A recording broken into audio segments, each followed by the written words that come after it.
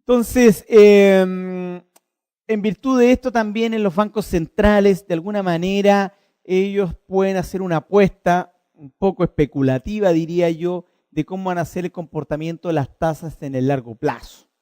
Claro, porque si el país tiene un régimen democrático, si el país tiene un equilibrio macroeconómico, una buena redistribución de su riqueza, un empleo favorable, un clima internacional o un clima interno visto internacionalmente como positivo, y las reglas del juego son claras en el plano jurídico, funcionan los tres poderes del Estado, la ciudadanía se muestra mucho más presente, con mayor grado de inclusividad. Uno podría apostar de que las tasas a futuro tendrían ir a la baja y por lo tanto consumir en el país sería mucho más agradable y ciertamente los niveles mejorarían en educación, seguridad, infraestructura, etcétera, etcétera. Y a eso es lo que yo quería referirme bajo estos escenarios del tipo deseados. En el contexto, o en este contexto, los especuladores que hay a nivel mundial, ¿no es cierto?, en la bolsa, etcétera, invierten ciertamente en commodities porque ellos estiman, ¿no es cierto?, de determinados comportamientos que van a tener esto en el tiempo y por lo tanto se realizan los brokers, ¿no es cierto?, son los que compran cobre con 2, 3, 4, 5 años de antelación y lo pagan al precio hoy día. Y porque saben que va a haber un crecimiento en la infraestructura, porque saben que va a haber un desarrollo importante en la parte inmobiliaria, Lima creciendo en altura por sobre el plano horizontal, y eso me va a depender un crecimiento significativo en fierro, un crecimiento en cemento, y por lo tanto deberé, ¿no es cierto?, de alguna manera, cómo poder tener la cantidad de recursos que me permita enfrentar esta situación con la lógica de satisfacer, insisto nuevamente, las necesidades presentes y futuras. Bajo esta lógica, ¿no es cierto?, en la cual los especuladores me señalan determinadas, valga la redundancia, señales del contexto exógeno, es decir, externo a mi territorio, ¿no es cierto?, se toman decisiones en función de determinados fundamentos econométricos, sociales y otros sobre situaciones de oferta, demanda y niveles de stock existentes en el mundo en cada uno de los commodities. En el extremo de los casos, los especuladores pueden exacerbar las fluctuaciones de los precios, ¿no es cierto?, pero no pueden cambiar su tendencia, es decir, el precio es lo que es y no lo que ellos quieren que sea. Y esto es claro como el agua, ¿no es cierto? Por lo tanto, los especuladores no van a poder cambiar los precios de los commodities porque estos tienen los comportamientos que el mercado dice que deben de tener. Que está asociado a sólidos fundamentos por lo demás. El día que China entre en recesión, Dios quiera que nunca, los especuladores actuarán en la dirección exacerbada de exacerbar la baja del precio de los commodities, que también será inducida por factores fundamentales. Es decir, exagerar aún más la situación que vive un país o que hipotéticamente podría vivir un país. Lo cual en mi juicio tampoco es muy bueno porque la idea es que siempre estemos entregándole al mundo la señal adecuada para tomar decisiones adecuadas y particularmente en lo que es la minería. La minería es un arte, es una ciencia, es un conjunto de disciplinas y por lo tanto tiene altos niveles de riesgo desde que busco hasta que vendo. Y no todo lo que está en la minería lo puedo controlar y en consecuencia es una situación que me obliga a mí como gerente de empresa a poder planificar con mirada de visión de futuro. Ok. Lo que quiero reflejar en estos momentos es cuál sería la expectativa que uno podría esperar con respecto a las tasas a futuro en relación a materias que tienen que ver con aumentos de consumo, ya sea tasas que se apliquen interbancarias y posteriormente bajando a las personas en términos de consumo y, por qué no decirlo, en términos también de adquisiciones de bienes raíces, etcétera. y ya hay una tendencia que hoy día se está reflejando, que superada la situación de la burbuja, a la que hemos hecho mención en varias oportunidades de la subprime en Estados Unidos, a partir del año 2009 hay una especie de un aplaneamiento en términos de que hay un mejoramiento de las condiciones y por lo tanto al haber un mejoramiento de las condiciones del tipo macroeconómica, desde la perspectiva micro, más bien del punto de vista familiar y empresarial, evidentemente se empiezan a observar niveles para poderse nuevamente endeudar, obviamente bajo condiciones que yo definiría como conservadoras, es decir, me puedo endeudar hasta un determinado límite dentro de mi nivel de remuneraciones y lo mismo que se maneja en las empresas. Estas curvas de rendimiento se van aligerando, se van alisando, yo señalaría, ¿no es cierto? Y por lo tanto uno esperaría de que haya una suerte, ¿no es cierto? Insisto nuevamente, de tendencia al mejoramiento o al alza precisamente en relación a las tasas de largo plazo. ¿Por qué? Porque no vemos fenómenos mundiales realmente entrópicos, es decir, que nos produzcan entropía y que nos permitan de alguna manera presuponer, ¿no es cierto?, que las condiciones harían como para tener un régimen del punto de vista más conservador, es decir, del punto de vista que la economía no pudiese crecer. Estamos tomándolo esto como valores medios, cuando reitero nuevamente esperamos un crecimiento del 4,2% a nivel mundial y sobre un 5% para lo que es América Latina y el Caribe. Los países emergentes y las economías, países emergentes fundamentalmente China, creciendo un 8% hacia arriba. ¿Cómo estarían las monedas de alguna manera reaccionando? Por ejemplo, el caso del yen. El yen, vuelvo a señalar de que estando este fenómeno de recuperación de las economías y ellos comprando mucho commodity, ¿no es cierto?, para el desarrollo inmobiliario, para el desarrollo de sus industrias, para el desarrollo de sus caminos, me refiero a la parte vial, ¿no es cierto? Evidentemente esto tiende a ser una condición más bien del punto de vista controlada, comillas, y por ende la situación yen-dólar tendería a ser una situación más bien del punto de vista normal que anómala. El euro siempre se ha mostrado como una moneda bastante dura y va en franco crecimiento y por lo tanto es una moneda que se está apreciando.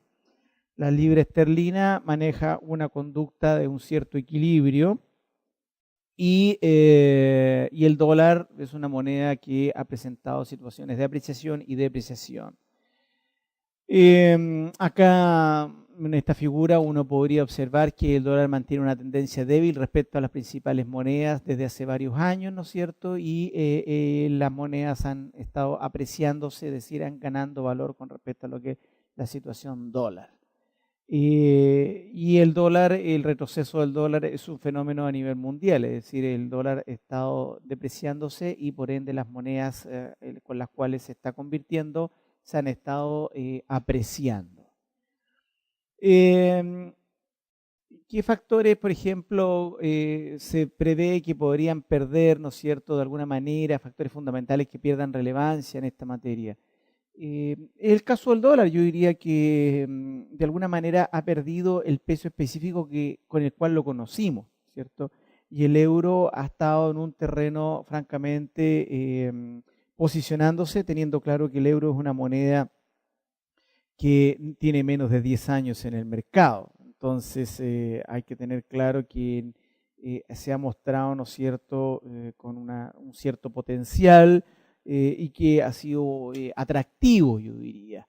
En los últimos años, ¿no es cierto?, la relación fundamental entre cuenta corriente y apreciación o depreciación del dólar pierde relevancia, dijéramos, ¿no es cierto?, riesgo de que efecto financiero sea cada vez más importante. La caída del dólar y la volatilidad, ¿no es cierto?, afecta a todos, ya que la mayoría de las reservas mundiales aún dependen del dólar. Pero como vuelvo a señalar, el dólar tuvo su momento más peak, ¿no es cierto? Y esto, insisto nuevamente, ha ido perdiendo efecto, producto que Estados Unidos ya deja de ser también la economía número uno del mundo, podríamos señalar, ¿no es cierto? Si bien es cierto, tiene una gran producción, sin embargo, hay otras economías que definitivamente entran a movilizar mayores flujos económicos y por lo tanto logran una mayor apreciación de sus monedas. La debilidad del dólar de alguna manera, ¿no es cierto?, ha estado impulsando fenómenos que yo le llamaría tendenciales, ¿no es cierto?, a una mayor utilización del euro. Es decir, las personas si quieren cambiar soles, ¿no es cierto?, evidentemente que la situación de euro-sol le resulta más conveniente que una situación dólar-sol. Y ahí vemos un ejemplo muy claro del comportamiento de la moneda en este escenario. Entra a ser bien interesante, ¿no es cierto?, cuando uno hace un análisis de la depreciación y la mayor volatilidad de las diversas, en este caso del dólar, con respecto a una determinada moneda y lo mismo que la volatilidad que han tenido las monedas en el tiempo.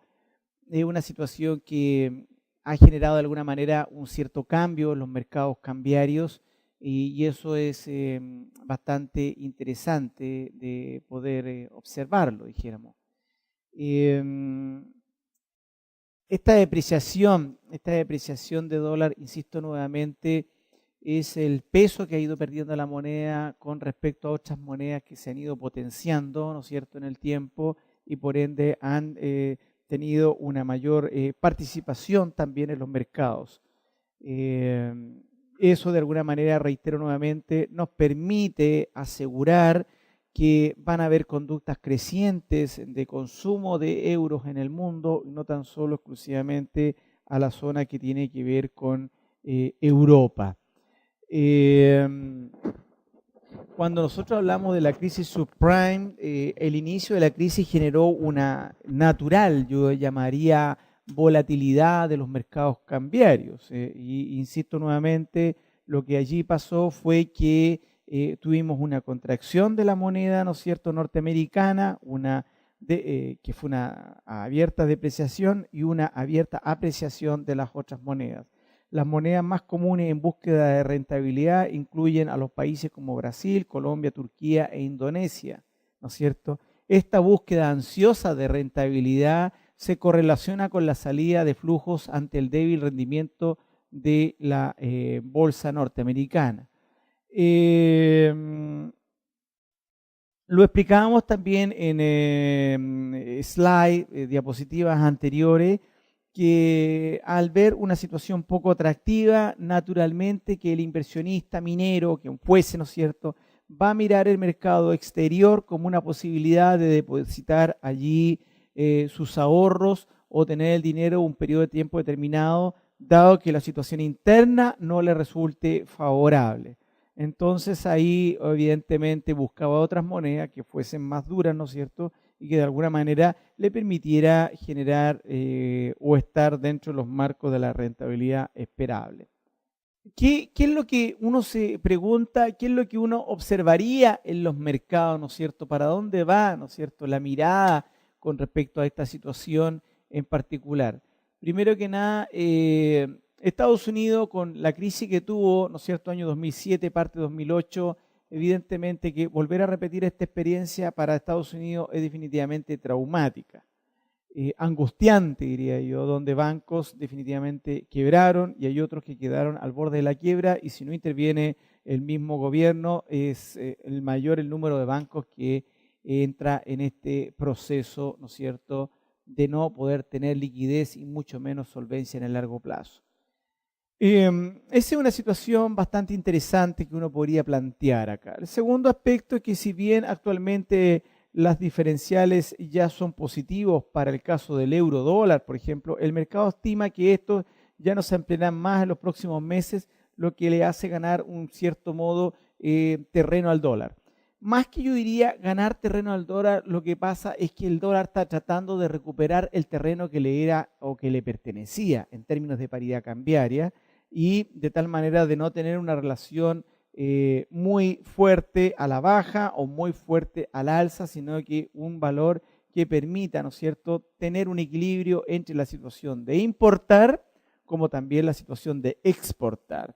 Entonces, que no les sea nocivo para algunos y beneficioso para otros, sino que como masa crítica de país, ¿no es cierto?, nos encontremos ante una situación que realmente no sea del punto de vista dañino o que genere, ¿no es cierto?, una situación de pérdida francamente financiera. Con este panorama, ¿no es cierto?, los datos que apuntarían a una pausa en los recortes, nosotros sabemos que la tasa de interés nominal es igual a la tasa de interés real más la inflación. ¿Ah? Entonces, el valor que hoy día tenemos de una tasa hoy día nominal es igual a la situación real más la inflación. De ahí que el interés real no es otra cosa que el interés nominal menos las variaciones de precios que son menos la inflación. Y esto es bien importante, reitero, tenerlo presente porque estas situaciones de tasas son las que le están señalando a las organizaciones mineras, para nuestro caso en particular, los commodities, ¿no es cierto?, en qué momento es más propicio invertir. Y de ahí que viene el tema, ¿no es cierto?, de las vacas gordas, como le llamaba yo, o vacas flacas, o bien, mejor dicho, momentos atractivos o no atractivos para realizar procesos inversionales. Y estos estarán gatillados ciertamente por situaciones que se vean reflejadas en la situación macroeconómica del país. ¿En qué momento yo puedo invertir? Y por lo tanto voy y realizo con los brokers, ¿no es cierto?, operadores, negocios de futuro, por ejemplo, para la compra de cobre, para la compra de plata, de oro, de aluminio, etcétera. Yo voy y compro en términos de futuro. De ahí que es muy importante para los gerentes de las organizaciones tener muy claro cómo están hoy día dándose las cosas del punto de vista contingencial, el momento actual, así como también con tener informes a mano de analistas que me permitan a mí señalar cuál es la situación tendencial de los precios de los productos, de las situaciones de estudios específicos de algunas naciones en términos de sus consumos, de sus producciones, de los competidores, para empezar a trabajar, ¿no es cierto?, en esta panorámica mundial.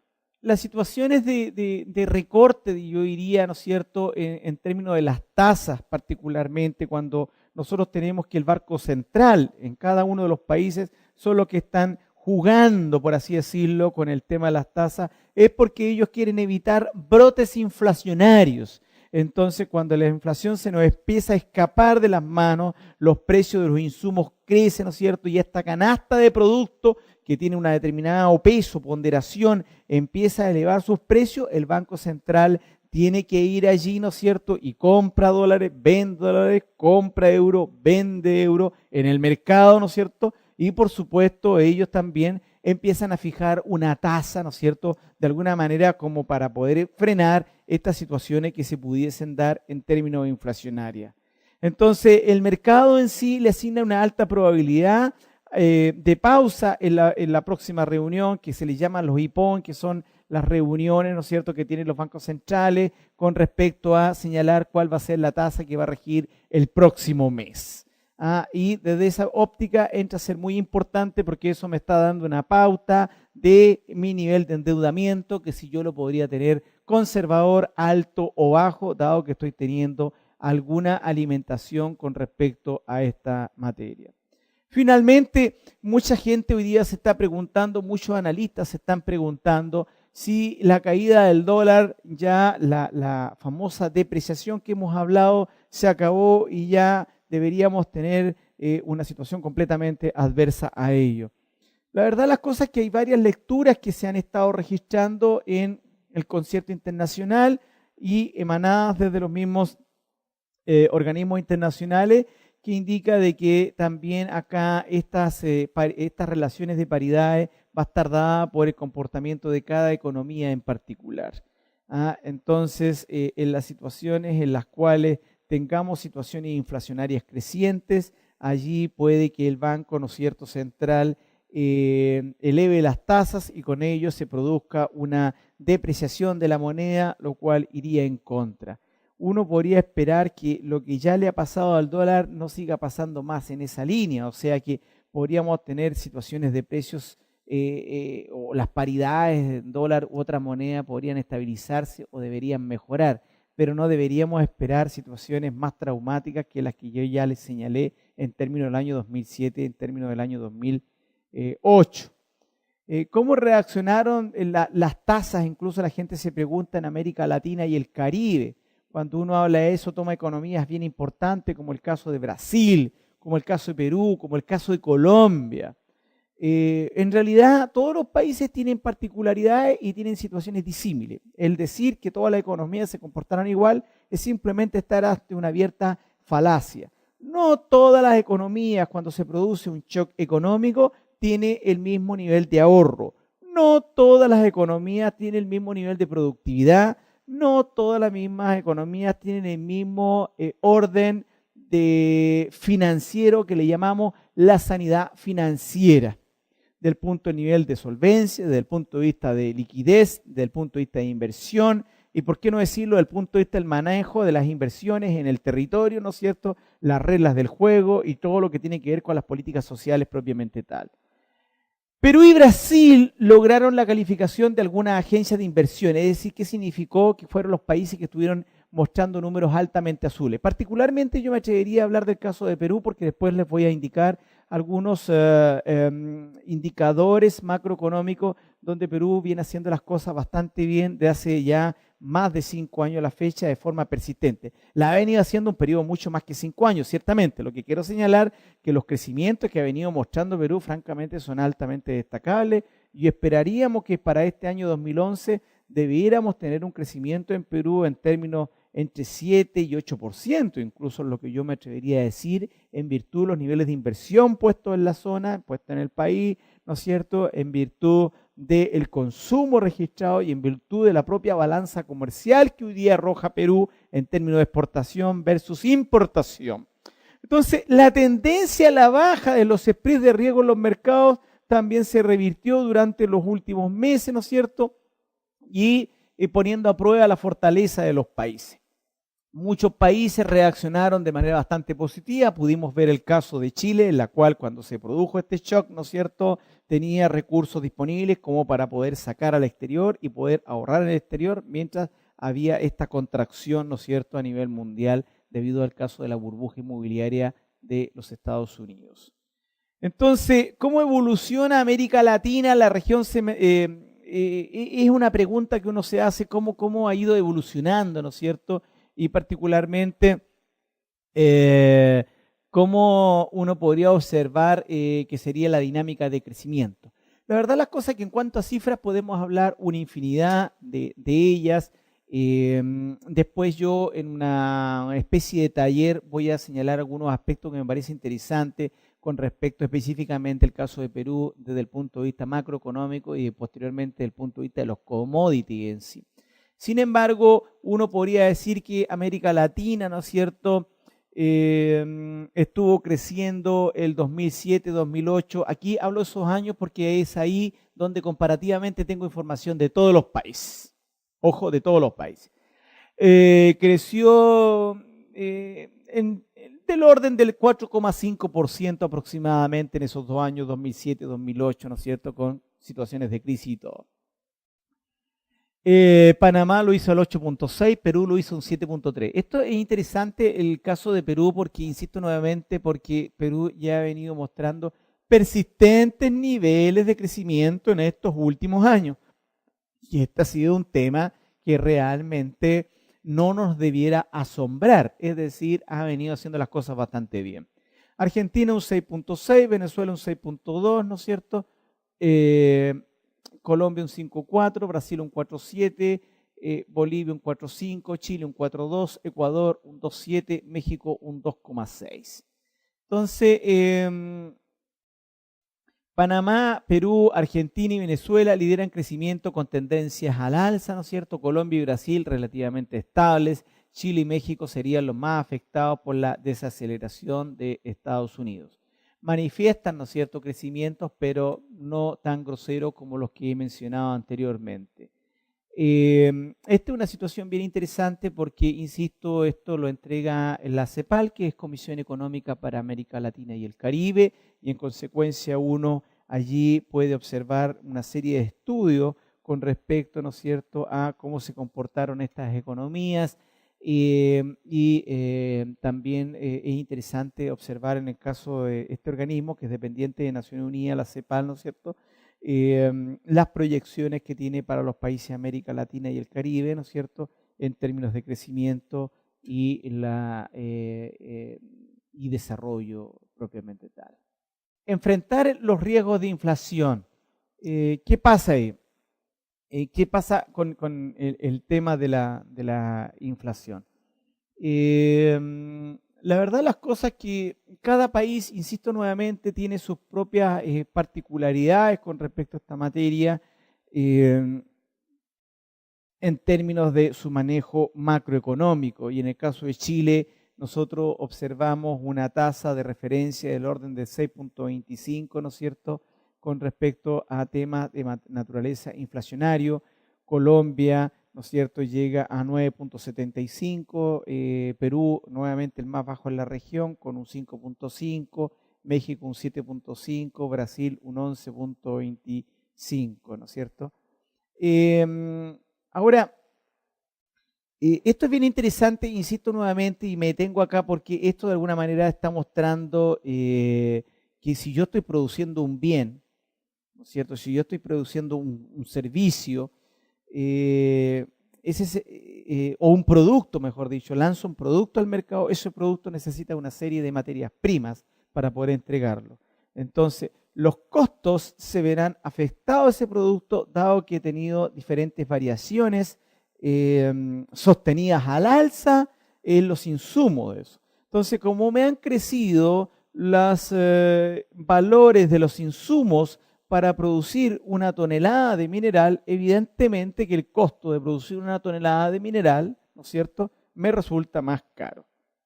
Y ante estas situaciones, evidentemente que el apoyo tecnológico, el apoyo del capital humano, de economías de escala, entre otras importantes, no excluyentes, evidentemente ayuda de alguna manera a contener los costos o simplemente mitigar o reducir ligeramente los costos. Digo ligeramente porque, insisto, cuando tenemos materias primas que están constantemente creciendo de valor, vaya que cuesta poder controlar los costos, ¿no es cierto?, y por ende nuestro producto se encarece. Entonces, a eso yo hacía referencia con respecto a esta materia. Evidentemente que al final, ¿no es cierto?, las tasas que hoy día tenemos, que se están exhibiendo, son el resultado de cómo ha sido el comportamiento nuestro en el pasado. Y fíjense ustedes que Perú particularmente ha tenido situaciones muy atractivas y por eso que les ha permitido, ¿no es cierto?, también de alguna manera eso ha favorecido el crecimiento, dado que los costos que se han tenido han sido un poco más bajos y esto ha mejorado los niveles de productividad de muchas empresas y particularmente las empresas de la construcción, las empresas, podemos ver las industriales y en este caso las mismas empresas mineras. Entonces se produce aquí un diferencial de tasa bastante interesante y este diferencial de tasa, imagínense ustedes que viene una empresa australiana y quiere explorar en Chile, quiere explorar en Venezuela, quiere explorar en Brasil, quiere explorar en Argentina, bajo condiciones similares, supongamos, en cada país. Lo que es un elemento altamente importante para ellos es los costos que significa trabajar en ese país, dado que va a requerir recurso energético, hídrico, aceros, una serie de insumos que tendrá que comprar en el mercado doméstico, vale decir local, y que al encontrarse con tasas más altas, de alguna manera me ahuyenta la inversión. Y desde esa óptica yo creo que aquí ha sido un fenómeno bastante interesante, que ha sido cómo se ha manejado la inflación en este país, de qué manera eso ha permitido atraer la inversión foránea a Perú.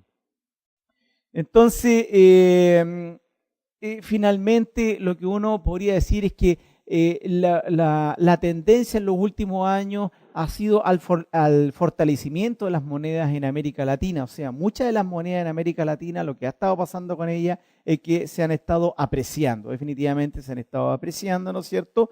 Y obviamente el dólar es el que pierde un poquito terreno allí porque nosotros vamos ganando en relación a la paridad cambiaria. Entonces, esta es una situación bien interesante, ¿no es cierto? Y que ha de alguna manera favorecido finalmente a las empresas y al consumidor final en términos de poder tener, ¿no es cierto?, tasas más asequibles, y esto me favorece la inversión, y si me favorece la inversión empiezo a colocar proyectos que antes los tenía paralizados. Tenía paralizados proyectos porque no tenía el tiempo más adecuado para poder invertir. El tiempo más adecuado para poder invertir son aquellas donde las condiciones de mercado son las que me favorecen esa inversión en términos de tasa, en términos de costo, etcétera. En ese sentido, yo arriesgo como empresario porque se ve que la condición, ¿no es cierto?, favorece que este fenómeno allí ocurra fundamentalmente y se tonifique. Lo mismo aquí si uno empieza a observar, ¿no es cierto?, la tasa, el caso de los soles, en el caso de Perú, se hace mucha mención a la situación de los soles en Perú, ¿no es cierto? Evidentemente que es una moneda que se ha apreciado con respecto al dólar y esto ha beneficiado a la República del Perú. Y esta situación empieza a notar una notoria mejoría desde el año 2008 al presente. Es por eso que hay mucha esperanza en Perú en temas de poder esto mantenerlo, solidificarlo y, por qué no decirlo, proyectarlo. Si lo que un país aspira es simplemente a tener una situación nacional pujante, que empuje, que atraiga la inversión, que se genere la distribución que todos esperen, ¿no es cierto?, que permita un crecimiento adecuado, que haya un desarrollo, ¿no es cierto?, equitativo, de naturaleza inclusiva, y que mejore los indicadores en diversas índoles. Uno de los aspectos muy bien mirados por los analistas internacionales es que yo voy a un país determinado y siento que tengo la confianza porque allí está la transparencia, allí están las reglas del juego claras, allí están los menores costos, allí están las condiciones que me permiten a mí poder asumir un riesgo tan alto como es hoy día invertir en minería. Porque, como lo vuelvo a reiterar, el tema de la minería es un tema definitivamente un negocio de altísimo riesgo y lo que se pretende de alguna manera es cómo somos capaces de ir acotando este riesgo, ¿no es cierto?, manejando este riesgo para enfrentar lo que viene. Yo tal vez quisiera señalar de que el portafolio de inversión que manejan los países, ¿no es cierto?, y particularmente los de América Latina y el Caribe, se ha ido mejorando. Pero hay una señal de preocupación. Yo no diría que aquí hay un relajo completo, lo hemos dicho anteriormente. No hemos sido capaces todavía de poner sobre la mesa una cantidad consistente de recursos en oro, plata, manganeso, litio, uranio, cobre, etcétera, que me permita en los escenarios positivos y moderados poder soportar la demanda por estos recursos en el transcurso del tiempo. Y es allí donde tenemos que tener una cartera de proyectos. Los países, gusten o no, tendrán que invertir importante cantidad de sus recursos en materia de exploración. Es decir, hay que identificar, hay que buscar, hay que cubicar y finalmente determinar esa evaluación, ¿no es cierto?, si resulta ser una mina atractiva en términos técnicos, económicos, financieros, ciertamente ambientales también. Entonces, en esa línea yo creo que es donde está realmente puesto el acento a la hora, ¿no es cierto?, de pensar el futuro. Entonces, un segundo elemento que he querido poner más allá del tema macroeconómico es en el tema técnico minero, el poder tener una cartera de proyectos que me permita, por una parte, alargo la vida útil del proyecto, dado que tengo, ¿no es cierto?, una cantidad de producción y por lo tanto tengo un ritmo de producción y la vida útil es clave en esta línea. Las calificaciones de riesgo en los países siempre ha sido una situación variable, ¿no es cierto? No siempre los países se manejan de igual manera y esta situación puede ser estable o puede ser extraordinariamente muy positiva según si tiene A más, 2A, 3A, ¿no es cierto? ¿Qué significa? Oiga, mire, este es un país solvente, por lo tanto, como es solvente, nosotros le vamos a prestar recursos, Banco Mundial le va a prestar recursos a tasa preferencial. En esta lógica, en América Latina figuran 3 países muy confiables en esta línea, como son el caso de Chile, Brasil y Perú. Han tenido comportamientos adecuados y por lo tanto los números azules permiten asegurar que son países creíbles y que yo les puedo pasar dinero y más encima se les presta dinero a tasas atractivas donde ellos van a devolver esto en el largo plazo. ¿No es cierto? ¿Por qué? Porque hay un buen manejo interno de la casa y esto lo hace acreedores, ¿no es cierto?, de la confianza o poseedores de la confianza de los organismos internacionales o de los bancos en este caso también, que les van a prestar los dineros para esta situación. Pero se le está diciendo de alguna manera, oiga, mire, en la situación de los commodities, en esta materia en particular, ¿no es cierto?, donde hemos tenido una serie de fenómenos que ya hemos registrado en la historia de la humanidad, ¿no es cierto?, y en la economía de minerales propiamente tal, la pregunta siempre pareciera, bueno, ¿y la inflación está controlada? ¿Vamos a tener nuevos brotes de inflación? ¿Y la inflación tiene que ver en todo esto? Y lo hemos asegurado que sí, que la inflación es un elemento gatillante del consumo en las personas y que el encarecimiento de vida en las poblaciones, en las regiones, en los países, está de alguna manera frenando la inversión y bajando el consumo. Entonces pareciera muy simple la receta, si es que se le pudiera llamar receta, que los gobiernos ayudan a contener la inflación, el Banco Central tiene un rol que hacer ahí con el manejo de las tasas, compra de monedas, etcétera, ¿no es cierto? Y de alguna manera mantener los precios estables en el tiempo que les permita, ¿no es cierto?, a los países poder seguir invirtiendo, desarrollando y establecer toda esta lógica en esta línea.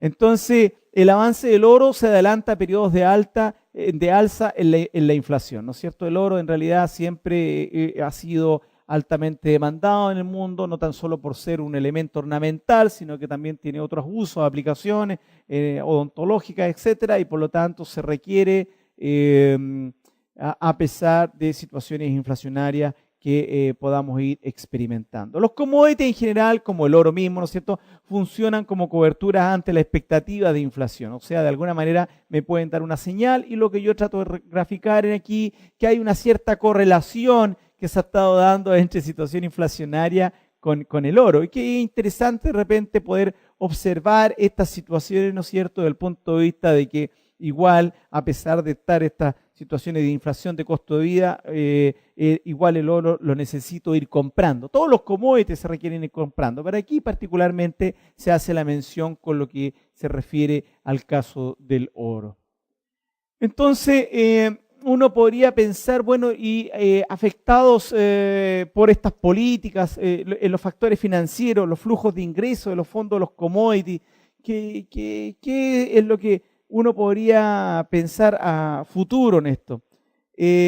Bueno, los amplios niveles de liquidez que han mostrado muchos estados, ¿no es cierto?, ha sido un refugio de la inversión del commodity. Es decir, un país que ha tenido buen manejo macroeconómico le ha permitido también tener niveles de stock importantes, ¿no es cierto? Y por qué no decirlo, con buen manejo financiero y con un orden en la casa a nivel interno, como en las variables que ya hemos señalado en términos de inversión, productividad, ahorro, tasas, crecimiento, etcétera, evidentemente se ha traducido en la atracción de inversores privados, invierten en los commodities, ¿no es cierto? Es decir, se invierte tanto en la exploración misma, en trabajo de explotación, instalaciones de faena, casas matrices, se instalan en los países donde tienen fuerte presencia, ¿no es cierto?, en materias primas, y obviamente se produce todo este auge, el desarrollo en los territorios. Incluso se ha llegado a hablar de esto, que esto ha generado o de alguna manera ha empujado los clústeres mineros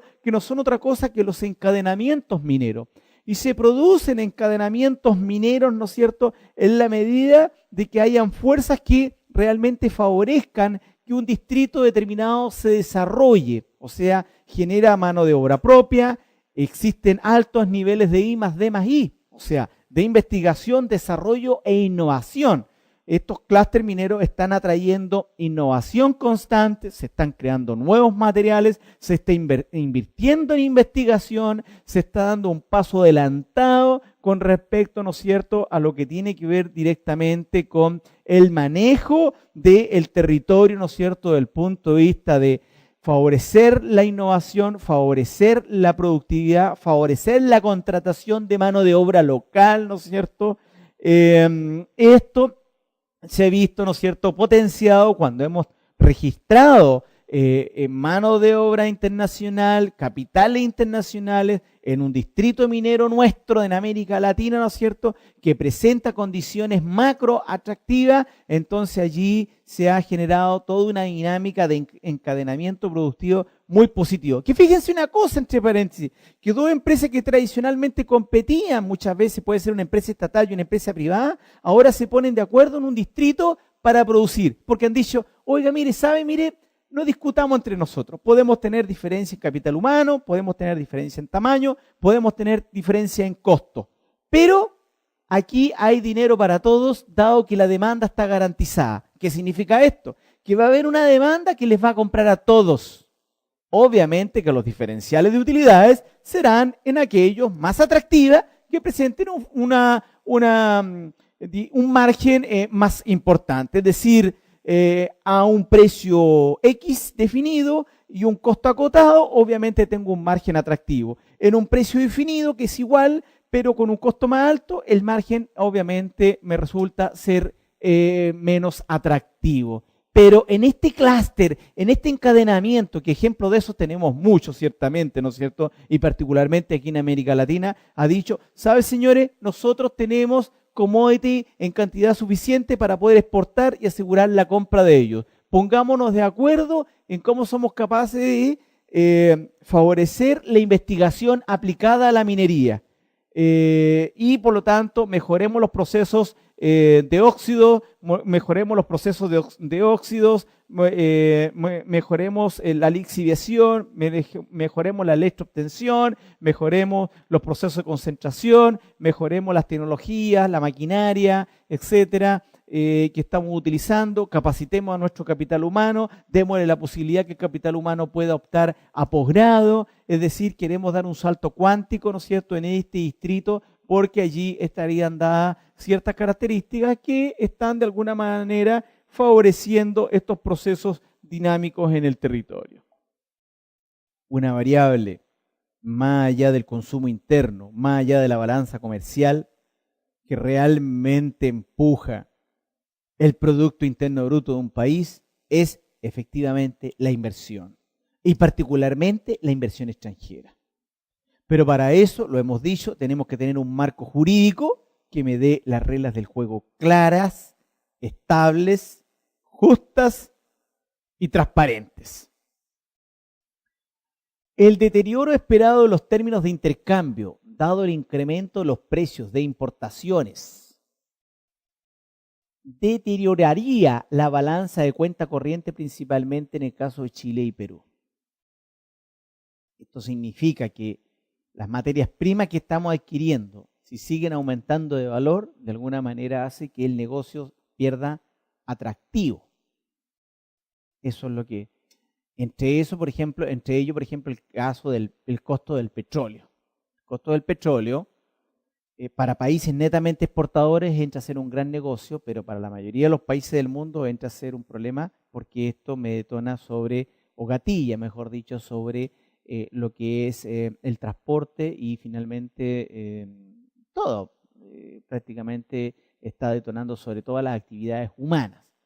Los flujos de inversión extranjera directa se moderarían en un contexto de desaceleración de la economía mundial, dado el dinamismo esperado en la región seguiría siendo significativo, ¿no es cierto? Ahora, yo diría que esta situación es bastante inusual y bien particular porque de partida no todos los países, si nosotros mencionamos acá en América Latina y el Caribe, tienen igual nivel de reservas. No todos los países tienen igual nivel de distritos mineros y por ende yacimientos en operación, y no todos los países tienen una igual cartera de proyectos que va a implementar en el próximo quinquenio o en el próximo decenio. Y esto está marcando la presencia internacional en materia de producción, en materia de inversión, en materia de exportación, entre otros. Y por lo tanto, allí hay un asunto bastante interesante que tener en cuenta. Por ejemplo, si uno analizara el caso particularmente de Colombia, que llama la atención, el 8% del Producto Interno Bruto gatilla sobre la inversión extranjera. O sea, la inversión extranjera está representando el 8% del Producto Interno Bruto en Colombia particularmente. Brasil, estamos hablando alrededor de un 3% de ese orden, más o menos.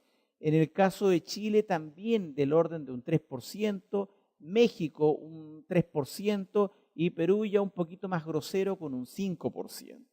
Entonces, eso significa de que esto es bien interesante cuando uno empieza a observar. Aquí estamos viendo tres años, el año 2006, 2007, 2008. Tengo 3 fotografías distintas y que son muy similares. Si uno observa en el caso de Perú incluso, o sea, eran muy similares. Entonces estamos diciendo, mire, ¿sabe? Aquí se están dando las condiciones en la República del Perú para que el inversionista venga, trabaje y lo haga de manera adecuada, buena, tranquila. ¿Ah? Entonces, que esté aportando la inversión extranjera alrededor de un 5% del Producto Interno Bruto, le puedo decir que es un valor bastante interesante, no menor, diría yo. Los saldos en cuenta corriente también yo creo que es algo bien importante porque está manejando, de alguna manera está diciendo, oiga, ¿cómo está manejando usted su orden financiero en su casa? Y aquí podemos ver que el caso de Colombia es bastante no adecuado, podríamos decir, con situaciones de saldo en cuenta negativo de 4% del Producto Interno Bruto. El caso de Chile arroja valores bien interesantes, en torno a 4 o 5%. El caso de México negativo y el caso de Perú 4% también. También estamos tomando aquí, ¿no es cierto?, 2006, 2007, 2008. 2 países en la región están destacándose en esta línea, que son Chile y Perú, en lo que es saldo de cuenta corriente. Y en lo que es materia de inversión extranjera directa, podemos apreciar 2 países que lideran en la región, que son el caso de Colombia y el caso de Perú. Entonces, yo creo que siempre es bueno que uno se haga preguntas, ¿por qué estamos haciendo esto mal? Pero también creo que es sano y saludable hacerse preguntas de por qué estamos haciendo las cosas bien. Y cuando uno se hace la pregunta por qué estamos haciendo las cosas bien, en el caso de Perú, por ejemplo, en estas 2 variables altamente interesantes que tienen que ver con el saldo de la cuenta corriente y con la inversión extranjera, habría que preguntarse por qué está haciendo bien las cosas o qué está gatillando a que Perú le estén saliendo bien las cosas. Yo les puedo asegurar que nada de lo que se pueda asegurar o se puede afirmar es por azar. Las cosas ocurren porque científicamente, porque técnicamente hay lógicas que permitan tener un saldo de cuenta corriente positivo, como el caso de Perú. ¿Y esto a qué se debe? A que tiene un buen manejo macroeconómico, a que ha logrado recaudar una cantidad de impuestos de manera adecuada, a que ha logrado invertir sus recursos públicos de manera adecuada, a que las empresas públicas y privadas están pagando sus obligaciones, a que en realidad existe una inversión que está gatillando, ¿no es cierto?, o está impulsando el crecimiento y que finalmente existe, ¿no es cierto?, todo un gobierno que, indistintos los colores políticos, que podríamos mostrar más que un gobierno, una tendencia que está mostrando que Perú lo que quiere hacer es esta apuesta en el plano o concierto internacional. Entonces, yo tan solo quisiera algunas reflexiones muy finales sobre esta primera parte en este curso de economía de minerales y particularmente en el estudio de commodities. No está dicho la última palabra. Podemos sacar del mercado información, particularmente de Internet, que es una forma muy fácil de acceder a ella, mediante organismos internacionales. Cada país ha ido aprendiendo lecciones con respecto a la manera como gobierna, de la manera como ahorra, como invierte y de la manera como maneja y administra su propio país.